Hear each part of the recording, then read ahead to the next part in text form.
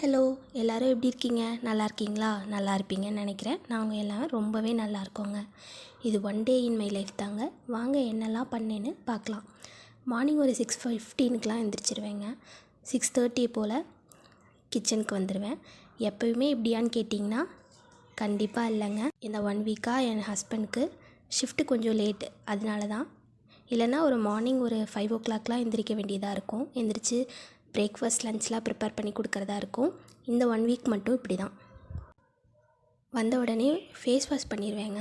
இந்த face washer தான் நான் யூஸ் பண்ணுறேன். இது ப்ரொமோஷன்லாம் இல்லைங்க, நான் யூஸ் பண்ணுறேன். அதை தான் உங்கள்கிட்ட ஷேர் பண்ணிக்கிறேன்.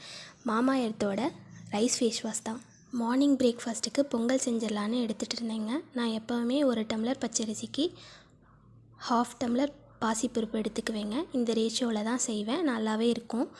கொஞ்சம் நேரம் ஊற வச்சுட்டு நல்லா கழுவிட்டு ஒரு 2 to 3 டைம்ஸ் அப்புறமா குக்கரில் போட்டு விசில் வச்சுருவேன். முன்னாடி டீ போட்டுட்டு இருந்தேங்க. சைட் பை சைடாக குக்கரையும் வச்சுட்டு டீ போட்டுட்டு ரிலாக்ஸாக குடிச்சிட்டு தான் வேலை பார்க்கணும்.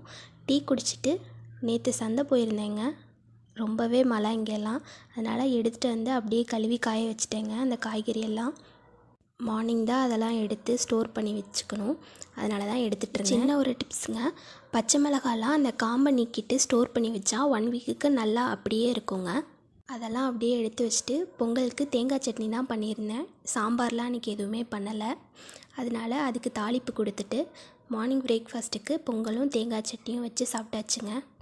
அப்புறமா ரெஃப்ரெஷ் ஆகிட்டு வந்து இட்லி மாவு தீர்ந்து போச்சு, அதுக்காக ஊற வச்சிட்டு இருந்தேங்க. இதில் 2 கப் அரிசிக்கு 2 டம்ளர் உளுந்து ஊற வைப்பேங்க. எனக்கு இதுவே கரெக்டாக தான் இருக்குது. நானும் நிறையா யூடியூபர்லாம் பார்த்து தான் ஊற வச்சேன். அது எனக்கு கொஞ்சம் செட் ஆகாத மாதிரி தோணுச்சு, அதனால் இந்த ரேஷியோலேயே நான் எடுத்துக்கிறேன்.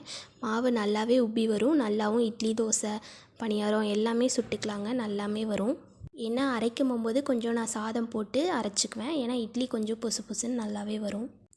நான் எடுத்துகிட்டு நல்லாவே ஒரு 2 to 3 டைம்ஸ் நல்லாவே கழுவி அதுக்கப்புறம் வெந்தயம் போட்டு ஊற வச்சுருவேங்க. உளுந்தெல்லாம் அரிசிக்கும் அப்படியே தான் நல்லாவே கழுவி அப்புறம் ஊற ஒரு 11 o'clock கொஞ்சம் எனர்ஜிக்கு கொஞ்சம் ப்ளம்ஸ் சாப்பிட்டுட்டு லஞ்ச் ப்ரிப்பேர் பண்ணிகிட்டு இருந்தேன். புளி கொஞ்சம் ஊற வச்சுட்டு இருந்தேன், புளிக்குழம்பு செய்கிறதுக்கு தான். டீட்டெயிலான ரெசிபி ஷார்ட்ஸில் போட்டிருக்கேங்க. என்னென்னா கத்திரிக்காய், உருளைக்கிழங்கு, முருங்கைக்காய் போட்ட புளிக்குழம்பு தான். பார்க்காதவங்க கண்டிப்பாக போய் பார்த்துருங்க, பிடிச்சிருந்தா மட்டும் பாருங்கள்.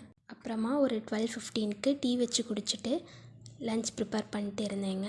ஹஸ்பண்ட் லஞ்ச் பாக்ஸுக்கு வந்து எடுத்துகிட்டு போயிடுறேன்னு சொல்லிட்டு இருந்தாங்க, அதனால தான் இன்றைக்கி லேட்டு.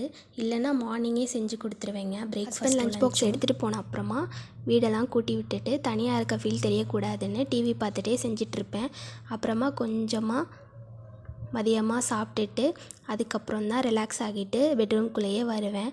துணிலாம் துவைச்சது அப்படியே இருந்துச்சு, அதெல்லாம் எடுத்து மடித்து வச்சுட்டு ஒரே கஷ்டமான வேலை இது தாங்க, மடிக்கிறது மட்டும்தான்.